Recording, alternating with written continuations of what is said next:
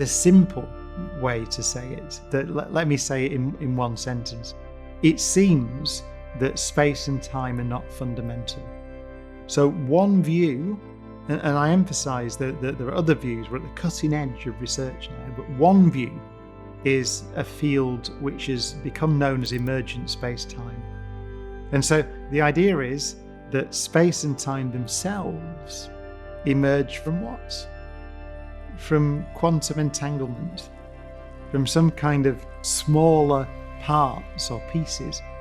We don't know what those things are. We don't know the nature of them.